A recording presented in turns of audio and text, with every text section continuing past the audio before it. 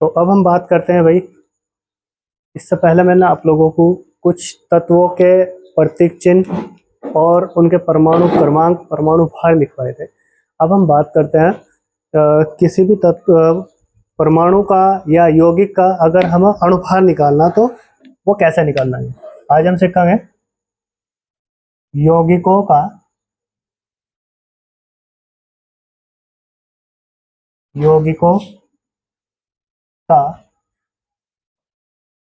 अणुभार ज्ञात करना।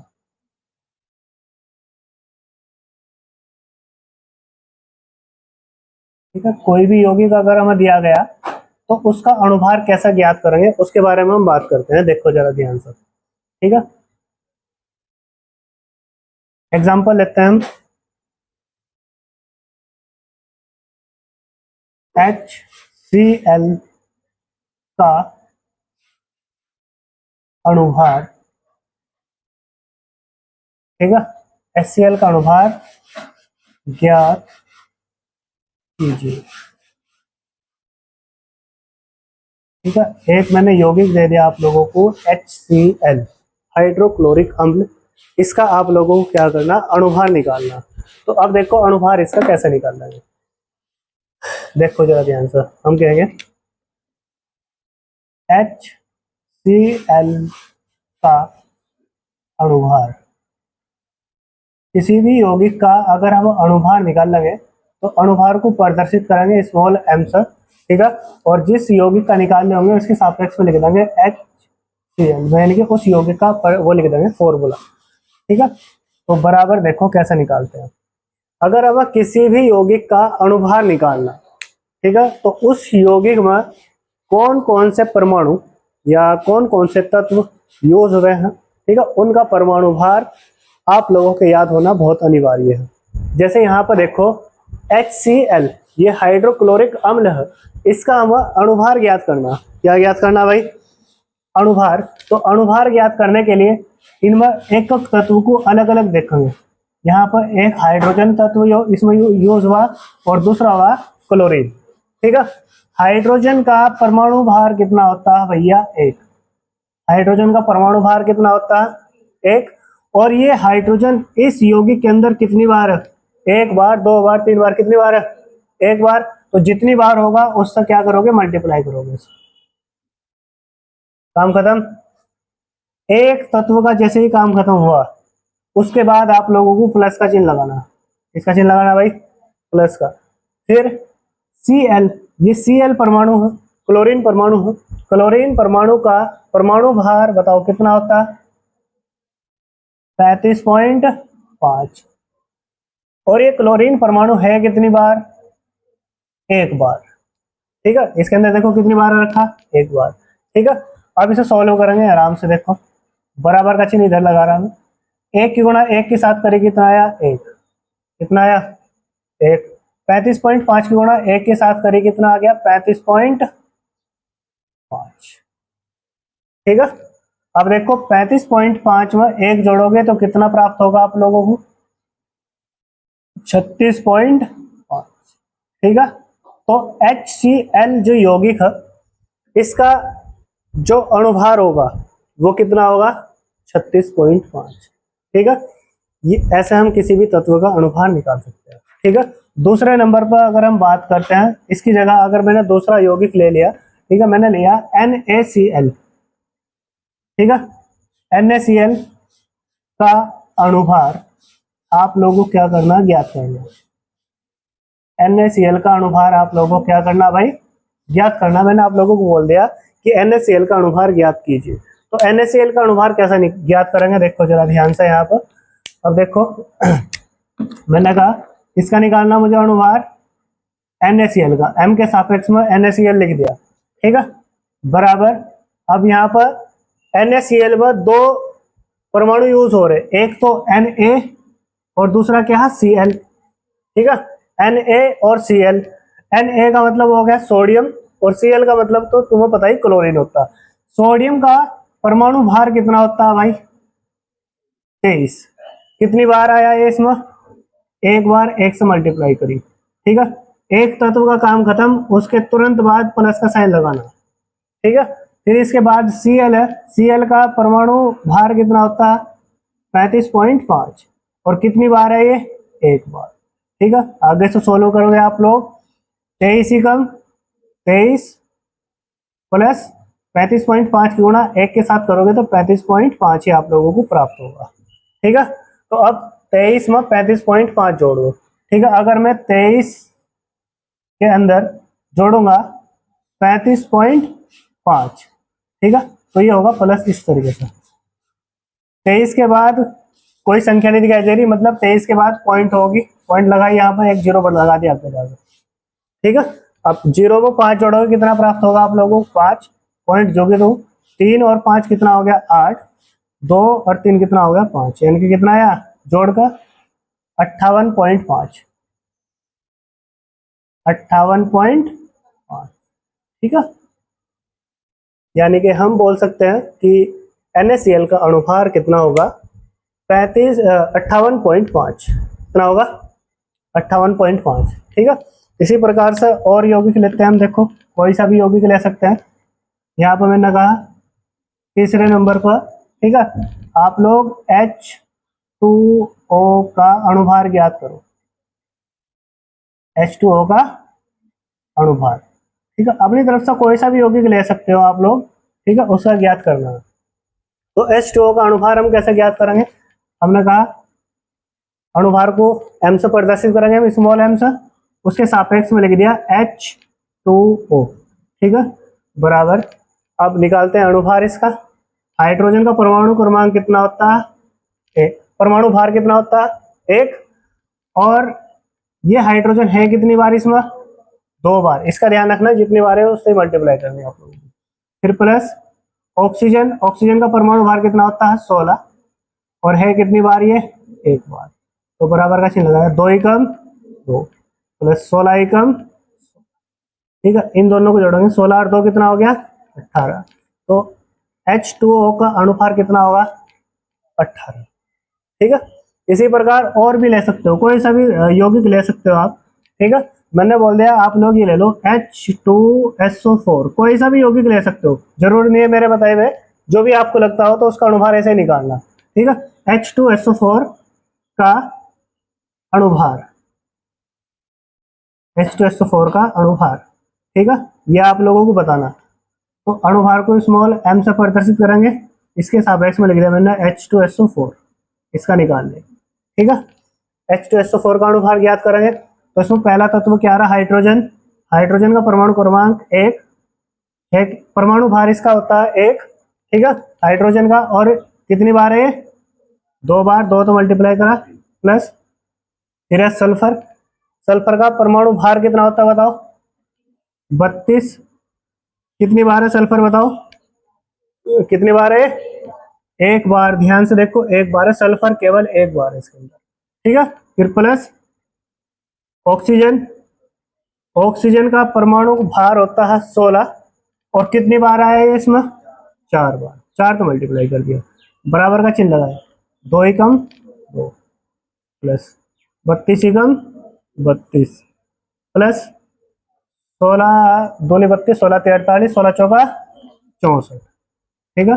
अब इन्हें जोड़ दो, 4 और 2 6 और 2 8, 6 और 3 9, 98, H2SO4 का परमाणु भार होगा 98, ठीक है। एक और समझ लो, फिर इसके बाद अपने आप ज्ञात कर सकते हो आप लोग, कोई सा भी यौगिक बता सकते हो, मैंने कहा यहाँ पर आप लोग ये ले लो K2SO4, कोई सा भी ले सकते हो जो आप लोग हो, K2SO4 का अणुभार आप लोगों को ज्ञात करना, ठीक है। चलो ज्ञात करते हैं, मैंने कहा m, स्मॉल m लिखना, अणुभार को स्मॉल m से प्रदर्शित करते हैं, K2SO4 equal to K2SO4, K का मतलब है पोटेशियम, और पोटेशियम का परमाणु भार बताओ कितना होता है 39, कितनी बार है ये 2 बार, 2 तो मल्टीप्लाई कर दिया, फिर प्लस का साइन लगाया। सल्फर, सल्फर का परमाणु भार अभी आप लोगों को बताया कितना था 32 कितनी बार आया है इसमें, एक बार, प्लस फिर ऑक्सीजन, ऑक्सीजन कितने बार, ऑक्सीजन का परमाणु भार 16, कितनी बार है ये, 4 बार। चलो भाई करते हैं। 39 गुना 2 तो करोगे कितना होगा, 2 में 18 का 28 लगाए, 2 तिया 6 और 1 7, यही तो होगा भाई। प्लस 32 गुना 1 करिए, 32 ही कम 32, प्लस 16 चौका 64, ठीक है। इन्हें दोनों, इन्हें सबको जोड़ो, 4 और 2 6 और 8 कितना हो गया, 14 का 6, हासिल लगा कितना, 14 का 4, हासिल लगा कितना, 1, 6 और 1 7 और 3 10, 10 और 7 17, ठीक है। यानी कि हम बोल सकते हैं कि 8:4 का अणुभार होगा 174, ठीक है, नोट करो। तो अब हम बात करते हैं, देखो भाई अणुभार निकालना हमने आप लोगों को सिखा दिया। अब हम बात करते हैं, देखो एक फॉर्मूला होता है, नोट पॉइंट में आप लोगों को ध्यान रखना, पदार्थ के मोलों की संख्या, पदार्थ के मोलों की संख्या, ठीक है। इसका आप लोगों को फॉर्मूला ध्यान रखना, पदार्थ के मोलों की संख्या जो होती है इसे हम प्रदर्शित करेंगे स्मॉल एन से, ठीक है। पदार्थ के मोलों की संख्या को प्रदर्शित करेंगे स्मॉल एन से, ठीक है। पदार्थ के मोलों की संख्या बराबर होगी हमारी विलेय का भार, ठीक है, विलेय का भार, विलेय के भार को स्मॉल डब्ल्यू से प्रदर्शित करेंगे हम, ठीक है। और इसके बटे में लिखेंगे अणुभार,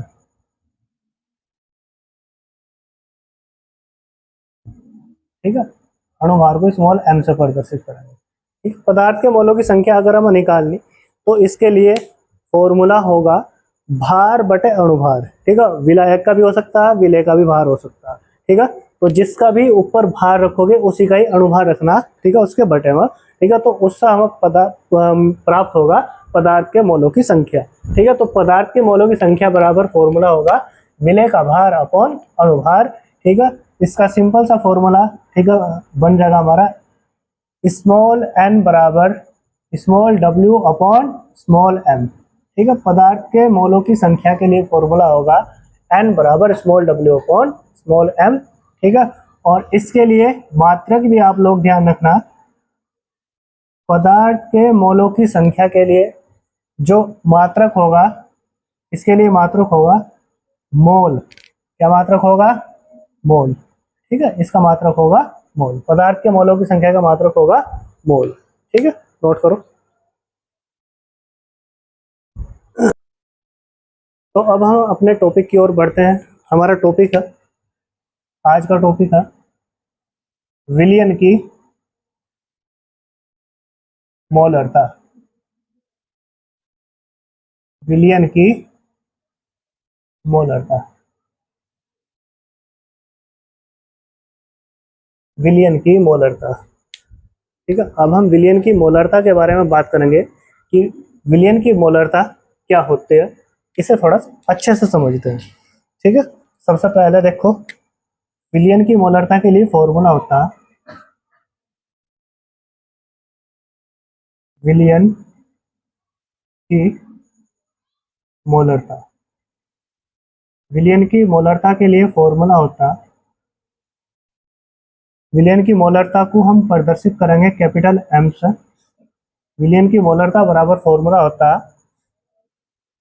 पदार्थ के मोलों की संख्या,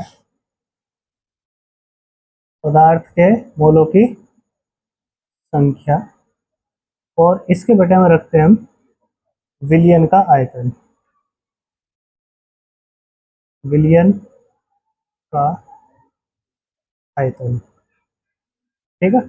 पदार्थ के मोलों की संख्या को प्रदर्शित करते हैं स्मॉल एन से, विलयन का आयतन होता है कैपिटल, ठीक है। तो विलयन की मोलरता कैपिटल M बराबर फॉर्मूला होगा पदार्थ के मोलक संख्या स्मॉल n अपॉन विलयन का आयतन। ठीक है, अब हम बोलते हैं यहाँ पर यदि मैंने क्या करा विलयन का जो आयतन है, ठीक है, मैंने कहा क्योंकि विलयन का आयतन अगर मैंने कितना कर दिया 1 लीटर कर दिया, कितना कर दिया 1 लीटर, विलयन का आयतन अगर मैंने 1 लीटर करा, ठीक है, तो कैपिटल M बराबर स्मॉल n अपॉन क्या हो जाएगा यहाँ पर, इसके बटे में 1 होगा, 1 तो n को डिवाइड करोगे तो m बराबर आप लोगों को क्या प्राप्त होगा स्मॉल n। ठीक है, यानी कि विलयन की मोलरता के बराबर क्या प्राप्त हुआ हमें, पदार्थ के मोलों की संख्या, क्या प्राप्त हुई, पदार्थ के मोलों की संख्या। ठीक है, अब इसे देखो जरा ध्यान से, इसकी डेफिनेशन मैं यही से बनाऊंगा। ठीक है, मैंने सबसे पहले एक कंटेनर लिया, क्या लिया भाई, कंटेनर। ठीक है, इस कंटेनर में इधर से मैंने डाला कोई विलेय पदार्थ, ठीक है, कोई भी पदार्थ ले सकते हैं, विलेय पदार्थ के रूप में लिया। इधर से मैंने इसके अंदर डाला, ठीक है, कोई विलायक पदार्थ,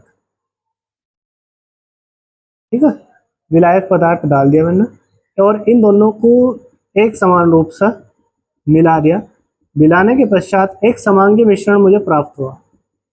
ठीक है, क्या प्राप्त हुआ, समांगी मिश्रण। उस समांगी मिश्रण को हमने बोल दिया विलयन, समांगी मिश्रण को हमने क्या बोल दिया, विलयन। ठीक है, हमने आप लोगों को बता रखा था कि 2 या 2 से अधिक पदार्थों का एक समांगी मिश्रण जो होता है उसे हम क्या बोलते हैं, विलयन बोलते हैं। ठीक है, तो अब देखो यहाँ पर हम बात करते हैं विलयन की मोलरता की। विलयन की मोलरता क्या होगी, ठीक है, ये पूरा विलयन है, विलयन के अंदर मैंने क्या करा, जो ये पूरा विलयन था, ठीक है, इसका जो आयतन है उसका मान क्या कर दिया मैंने, विलयन का जो आयतन है इसका मान कितना कर दिया, 1 लीटर, कितना कर दिया, 1 लीटर। ठीक है, विलयन के अंदर अगर मैंने उसका आयतन कितना कर दिया, 1 लीटर कर दिया, तो 1 लीटर करने के पश्चात जो विलेय के मोलों की संख्या होगी या पदार्थ के मोलों की संख्या होगी, ठीक है, उसे ही हम क्या बोलेंगे, यहाँ पर विलेय पदार्थ जो लिया जाएगा, ठीक है, उसके मोलों की जो संख्या होगी, ठीक है, मोलों की संख्या, मोलों की संख्या, ठीक है, उसे ही हम क्या बोलते हैं, विलयन की मोलरता बोलते हैं। किस कंडीशन में, जब विलयन का आयतन कितना होगा, 1 लीटर, कितना होगा, देखो सिंपल सी इसकी डेफिनेशन है। ठीक है, एक एक पॉइंट का आप लोगों को ध्यान रखना जो मैं बोल लूंगा। विलयन के अंदर 1 लीटर आयतन में उपस्थित पदार्थ के मोलों की संख्या ही विलयन की मोलरता कहलाती है। इसे कैपिटल M से प्रदर्शित करते हैं। इतनी इसकी डेफिनेशन है, देखो जरा ध्यान से। ठीक है, एक बार और रिपीट करोगे मेरे साथ, विलयन के अंदर 1 लीटर आयतन में उपस्थित पदार्थ के मोलों की संख्या ही विलयन की मोलरता कहलाती है। इसे कैपिटल M से प्रदर्शित करते हैं। ठीक है, मतलब आसान तरीके से आप लोग अगर इसका डायग्राम बनाओगे और फॉर्मूले से अगर आप लोग जनरेट करोगे इसकी डेफिनेशन, तो आराम से ये आप लोगों को याद हो सकती है। पॉइंट मैंने आप लोगों को बता ही दिए। ठीक है, बोलो मेरे साथ, एक बार और रिपीट करोगे, विलयन के अंदर 1 लीटर आयतन में उपस्थित पदार्थ के मोलों की संख्या ही विलयन की मोलरता कहलाती है। इसे कैपिटल M से प्रदर्शित करते हैं। ठीक है, अर्थात विलयन की मोलरता बराबर पदार्थ के मोलों की संख्या अपॉन विलयन का आयतन, ये इसका फॉर्मूला होगा। आगे इस फॉर्मूले को हम जनरेट कर सकते हैं। ठीक है, तो डेफिनेशन देखो, यहीं से लिखूंगा मैं इस डायग्राम से। इसकी डेफिनेशन देखो जरा ध्यान से, क्या बोल देंगे अब हम इसकी डेफिनेशन में, विलयन के अंदर, विलयन के अंदर, विलयन के अंदर 1 लीटर,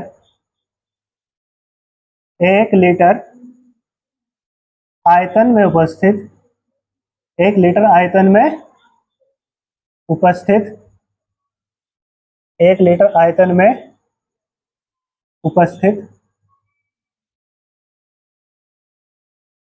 1 लीटर आयतन में उपस्थित पदार्थ के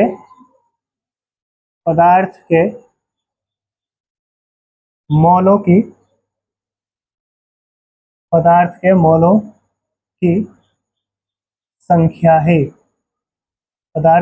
संख्या ही विलियन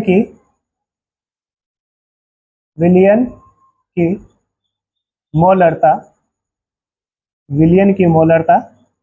कहलाती है।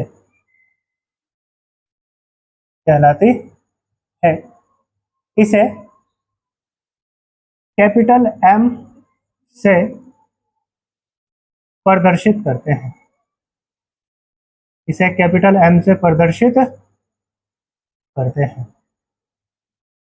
ठीक है भैया, इस प्रकार से हम विलियन की मोलरता की डेफिनेशन बना सकते हैं। फिर अर्थात करके, ठीक है, आप लोग इसका फॉर्मूला लिख सकते हैं। अर्थात विलियन की मोलरता बराबर पदार्थ के मोलों की संख्या अपॉन विलियन का आयतन। इस तरीके से आप लोग इसकी डेफिनेशन बना सकते हैं। ठीक है, अब इसके बाद में आप लोगों को इसका देखो फॉर्मूला जनरेट करके बताता हूँ थोड़ा सा। ठीक है, इसे मिटा दो। ठीक है, इसे तो ये तो समझने के लिए था आपका। ठीक है, अब इसके बाद देखो मैं इसका फॉर्मूला जनरेट करता हूँ आगे, जो जिससे हम क्या करेंगे, न्यूमेरिकल सॉल्व करेंगे जिस फॉर्मूले से। ये तो डेफिनेशन के लिए था। अब हम कहते हैं देखो यहाँ पर नाउ, अभी मैंने आप लोगों को बताया विलियन की मोलरता के लिए फॉर्मूला होता है m बराबर स्मॉल n अपॉन v। ये फॉर्मूला होता है, क्योंकि हम जानते हैं जो विलियन की मोलरता बराबर फॉर्मूला है n अपॉन v। इसमें n क्या है, यहाँ पर पदार्थ के मोलों की संख्या, और पदार्थ के मोलों की संख्या बराबर मैंने आप लोगों को फॉर्मूला बताया था, विलय का भार रखा ऊपर और बटे में उसका अणुभार रख दिया, तो स्मॉल w अपॉन m। ये फॉर्मूला होता है पदार्थ के मोलों की संख्या के बराबर। ठीक है, फिर मैं इसे इधर लिखता हूँ, देखो इस आगेगा m बराबर कैपिटल M बराबर n की जगह क्या रखेंगे, small w upon small m, और इस पूरे के बटे में v। इस तरीके से लिखेंगे। ये m नीचे गुणा में चल जाएगा, तो कैपिटल M बराबर small w upon small m capital V। ये क्या होगा, विलियन की मोलरता के लिए फॉर्मूला होगा। कब होगा ये फॉर्मूला, जब विलियन का आयतन दिया गया होगा लीटर में। किसमें दिया गया होगा, विलियन का आयतन अगर लीटर में दिया गया तो उसके लिए फॉर्मूला होगा m बराबर small w upon small m into capital V। ठीक है, ये तब फॉर्मूला यूज करना आप लोगों को जब विलियन का आयतन लीटर में दिया गया होगा। ठीक है, और यदि विलियन का आयतन आप लोगों को दिया गया ml में, किसमें दिया गया, ml में दिया गया होगा, तो small w upon small m और यहाँ पर कैपिटल V। इस तरीके से अगर ml में दिया आप लोगों को, विलियन का आयतन अगर ml में दिया, तो उसके मल्टीप्लाई में आप लोगों को 1000 से गुणा करनी। ठीक है, किससे गुणा करनी भाई, 1000 से। ठीक है, तो ये ml के लिए फॉर्मूला होगा। फिर इसके बाद आता है इसका मात्रक। विलियन की जो मोलरता है, इसके लिए मात्रक भी आप लोगों को ध्यान रखना। ठीक है, मात्रक हम इसके फॉर्मूले से निकालते हैं, पदार्थ के मोलों की संख्या बटे में विलियन का आयतन। पदार्थ के मोलों की संख्या के लिए मात्रक होता है मोल। क्या होता है भाई, मोल, और इसके बटे में लिखा हुआ विलियन का आयतन।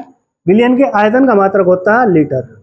ठीक है, तो इसका जो मात्रक होगा वो होगा मोल प्रति लीटर। ठीक है, नोट करो इसे।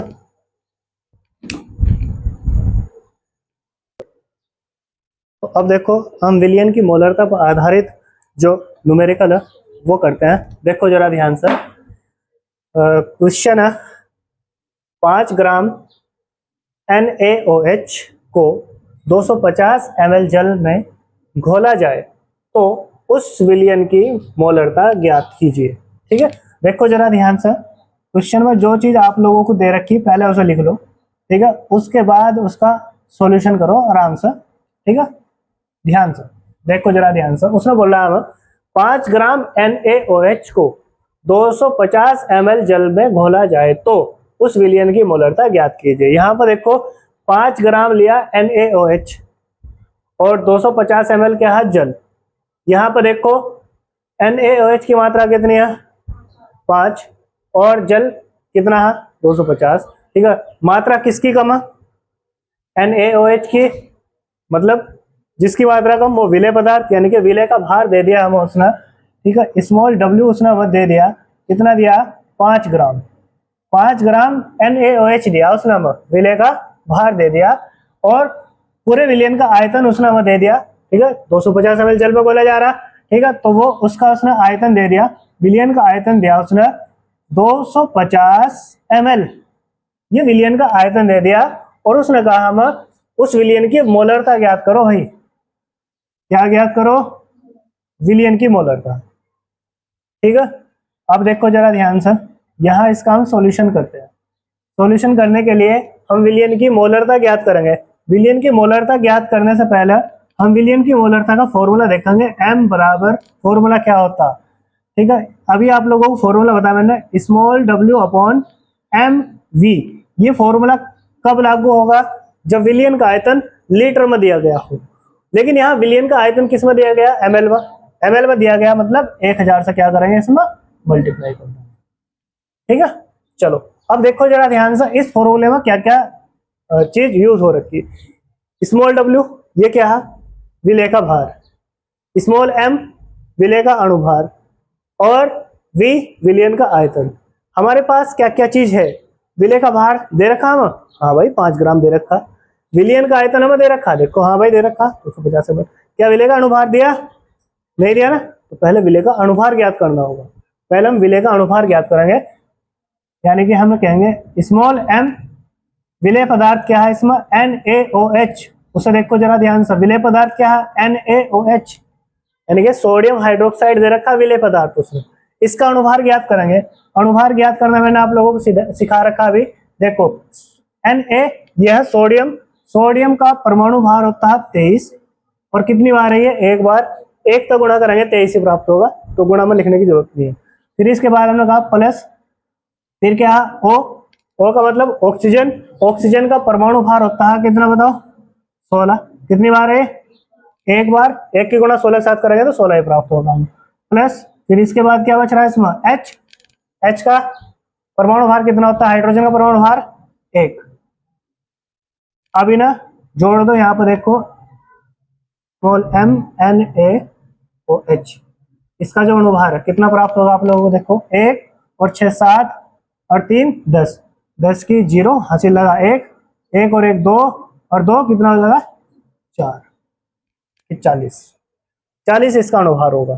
ठीक है, अब विलयन की मोलरता हमें ज्ञात करनी, इसके लिए फॉर्मूला होता ही है, हमने कहा नाउ विलयन की मोलरता m बराबर small w upon small m capital V गुणा में इसके 1000। ठीक है, इन सब का मान हमने निकाल दिया।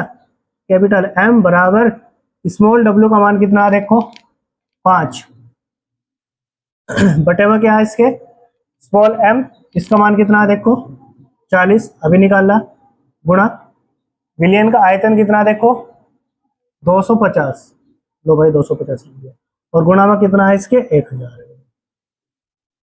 ठीक है, आराम से कैलकुलेट करना, इसमें ज्यादा जल्दबाजी नहीं करनी, कभी गुणा कर दो एकदम से, जो चीज कट रही है उसे काटो आराम से। देखो 1 0 यारी 1 0 यारी, 1 0 से 1 0 कैंसिल होगी, यहाँ पर 1 0 यारी, यहाँ पर 1 0 यारी, ये कट गई, एक दूसरे से कट गए। अब कटेंगे देखो सर, 5 एकम 5, 5 पंजे 25। ठीक है, अब इसके बाद और कटने लायक चीज दिख रही तुम्हें, हमने कहा ये 10 है ये 5 है, तो 5 एकम 5, 5 दूनी 10। और कटने लायक कोई चीज दिख रही, हाँ भाई हमने देखा ये 2 है ये 4 है, तो 2 एकम 2 और 2 दूनी 4। ठीक है, आराम से इधर देखो अब क्या बच रहा, सब चीज हमने काट दी, तो ऊपर देखो क्या बच रहा 1, m बराबर ऊपर क्या बच रहा 1, और इसके बटे में देखो, बटे में क्या बच रहा, क्या दिख रहा आप लोगों को बचा हुआ 2, मैंने लिख दिया यहाँ पर 2, m बराबर 2 तो 1 को डिवाइड करोगे तो इससे काटोगे कितना होगा 0.5। ठीक है, यानी कि 0.5, और विलयन की मोलरता के लिए फॉर्मूला बताया था मैंने, मोल प्रति लीटर। इस तरीके से आप लोग न्यूमेरिकल्स करोगे, नोट करो।